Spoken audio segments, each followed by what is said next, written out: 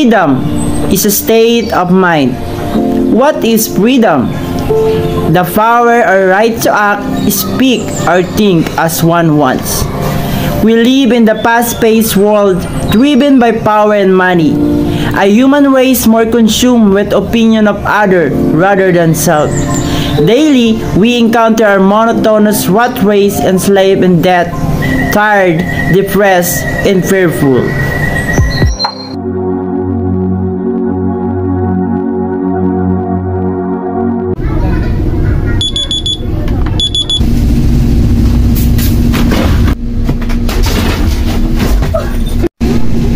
Jeric, hindi ka ba dyan babangon? Tirik na tirik ng araw, nakahiga ka pa dyan. Tumayo ka na dyan at ihatid mo si Sheila.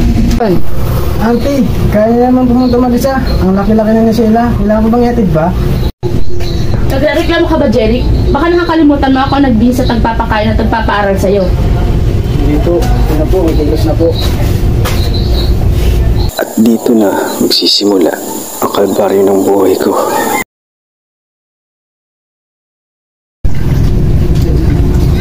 Jerry, madami akong schoolworks. Pwede bang ikaw lang lahat gumawa? Bakit ako?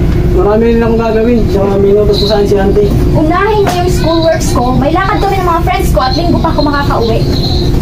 Hindi ba pwedeng unahin mo muna yung schoolworks mo bago malis? Ma, si Jerry ko. Hoy, Jeric, wag mo ba salitaan ng ganyan ng anak ko? Unahin mo ang sinasabi niya. Pero auntie, yung activity rin po ako. Unahin mo muna yung schoolwork si Sheila.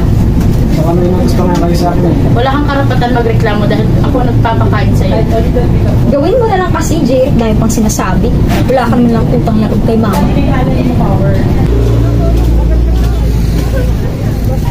Dumating na ang unang araw ng pasukan ni Jeric sa Sorsogon State University Bulan Campus. Ang lahat ng estudyante ay maagang pumasok at halatang sabik na sabik sa pagbubukas ng face-to-face classes. Ang mga estudyante ay papunta sa kani-kanilang mga silid. Nagsisimula nang magturo si Miss Jacqueline sa kanyang klase. Ngunit si Jeric ay papunta pa lamang sa kanyang eskwelahan. Maya-maya pa ay tapos na ang klase at patuloy siyang tumatakbo para makahabol sa klase ni Miss Jacqueline. Isang oras ang nakalipas ay tapos na nga ang klase ni Miss Jacqueline.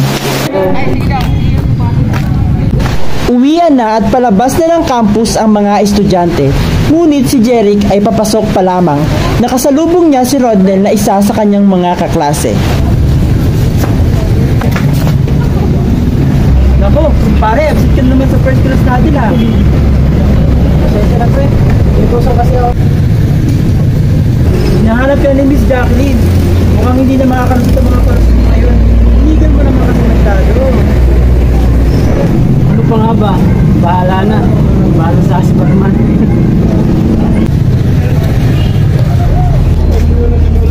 Hoy, Jeric! Kailan mo ba kasi tatalihan tayo isang beses para naman makabawi sa subject natin? Ewan, alam mo naman yun. Kapag ito sinulang yung kusina, naliligan ako. Sandali na naman si Sheila. Bakit ikaw pang pinapagawa ng activity? Sa bahay na yun, wala akong karapatan mag-reklamo. Kaya ano pre, makakalit ka rin sa bahay na yun. Sobrang tatag mo talaga, Jeric. Tumagal ka sa auntie mo na wala man ang freedom sa loob ng bahay mo. Ako naman, ako ba? Pilit talaga pagwapo. Sige na pre, alay. Muna na ako, punta ako sa sige, God bless.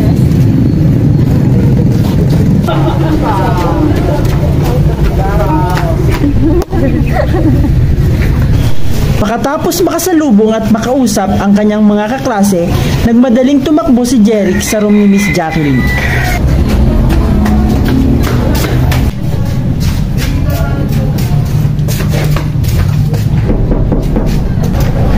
Good afternoon, Miss Jacqueline. Buti naman ikaw nakakita sa akin ngayon. Pumas ka, meron sasabihin sa'yo. Bakit po, ma'am?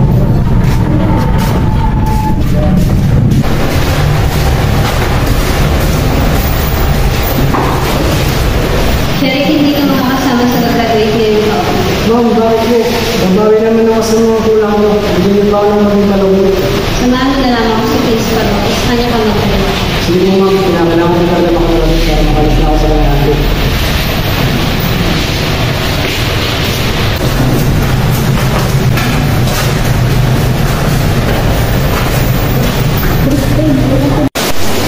Matapos ang usapan ni Miss Jacqueline at Jeric, napagdesisyonan nito na samahan si Jeric sa principal office upang makaharap at makausap ang principal.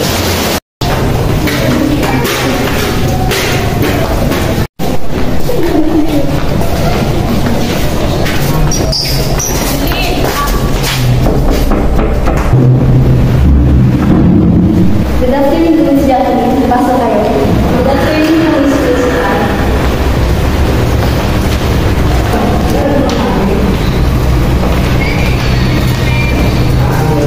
Galing po ako si Jacqueline si Derek at tayo na ako gusto sabihin sa inyo. Alam mo, Principal, mahal ko ba ang bilang isang una ko sasabihin ni Miss Jacqueline. I'm so sorry, Mr. Derek. Pero alam mo naman na gagawin na responsible din na pumasok sa klase ni Miss Jacqueline at gawin lahat ng task na binibigay sa inyo. Hindi naman bago ang desisyon ng para at desisyon ko. Again, I'm sorry. Dahil pinal na ang desisyon ng principal na hindi siya makakasama sa pag-graduate at patong-patong na problema ang pinagdadaanan ni Jeric, naisip niya na kontakin ang kasintahan upang mapagaan ang kanyang problema.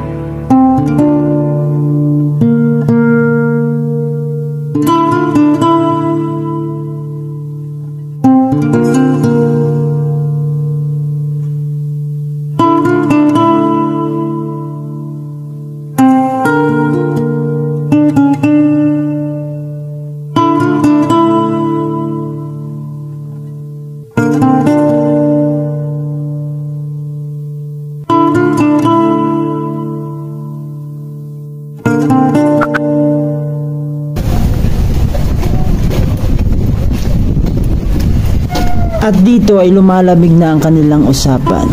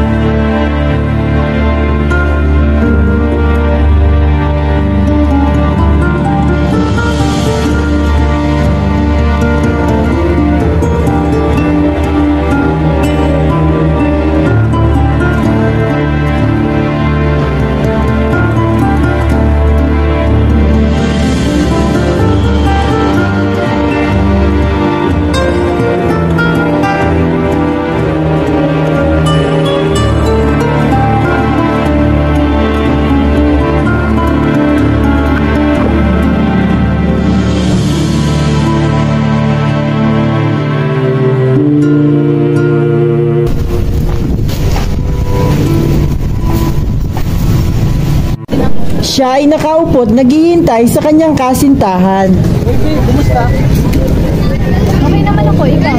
Hala, tingnan mo, ang ganda mo. Tingin mo, bagay sa akin. Oo naman, lahat naman bumabagay sa'yo. Talaga? Tingnan mo, bilhin mo sa akin yan, babe. Ha? Nakabili ko pa lang sa'yo ng bago ng basura. My God, Jeric! Last week pa yun. Tingin mo, susuot pa ako ng babe. Hindi na yun. Babe, dami lang yan. Saka, hindi na pulit yung pera binibigay ko sa'yo. Twice. Oh, hi. Saan ako sa kulit? Okay. Oo naman.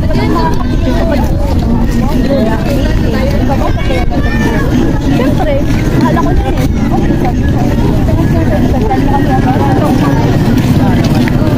Oh, bakit? Saan ang punta nyo? Sa Masbate, kasama ako kasi kailangan ko na. Seryoso, babe? Hindi kita papayagan doon. Baka paano ka? Kasama ako sa Iowa District. Ikaw na lang laging nasusunod. Bawat vision mo dapat, umapay ka agad ako. Malamang, dahil girlfriend mo ako, mahal mo ako, kaya lahat ng gusto ko, dapat dito ko. Bakit? Lagi naman kitang pinagbibigyan. ah. So, sinusumbat niya sa akin. Wala akong sinusumbat kayo. Mahal ko ba ako? O sadya naman mo talaga ako kasi nabibigay ko natin gusto mo. Mag-break na tayo. For your information, hindi mo nabibigay lahat ng gusto mo. Kaya wala kang karapatan sumunod sa akin. Mga binibigay mong barya-barya lang. Wait. Mic drop.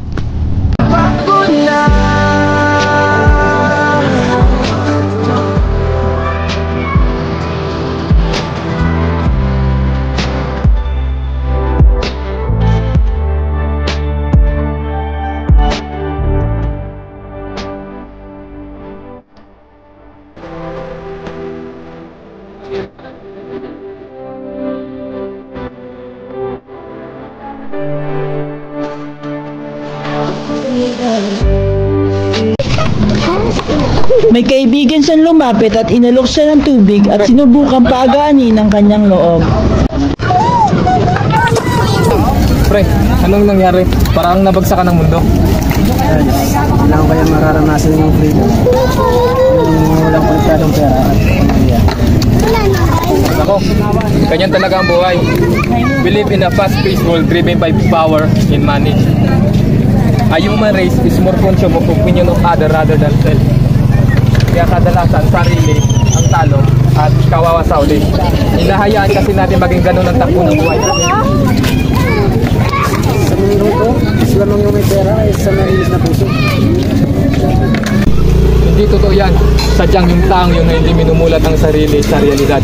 Tanging nakikita niya lang sa tao ay pera at kapangyarihan. Hinahayaan kasi niya na naapihin at gawing alipin siya ng mga taong yun. Daily we enter our monotonous, not reasons dead in death. Tired, depressed, and fearful.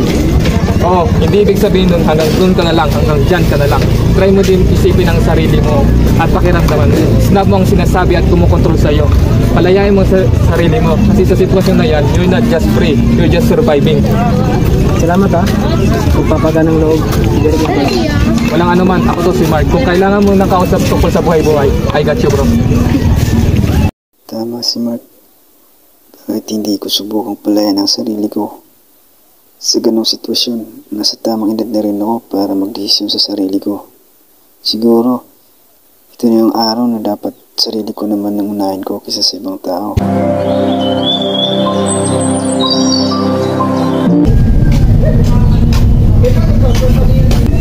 Jelix, saan ka pupunta? Auntie, sorry po. Hindi po ako makakagraduate. Alis na rin po ako dito kasi ayaw na rin po sa inyo. At bakit hindi ka makakagraduate? Sayang ng mga perang ginastos ko sa'yo. Opo, tinatanong ko po na malaking utang na loob sa inyo. Sige na, huwag mo na akong dramahan. Umalis ka na at maghanap ka na ng trabaho nang sa ganyan hindi ka na pabigat sa aming Sheila. Maraming salamat po.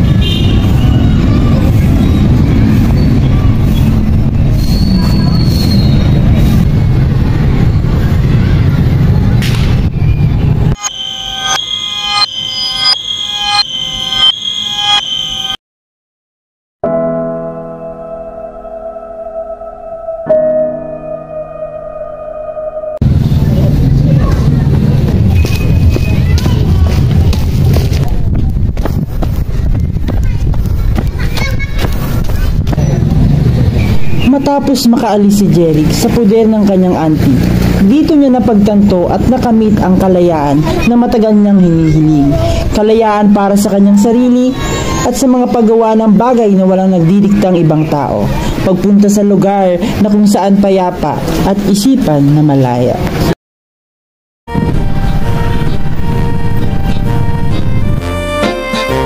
Sa buhay ng tayong tao, may mga pagkakataon na pakiramdam natin wala na tayong kalayaan.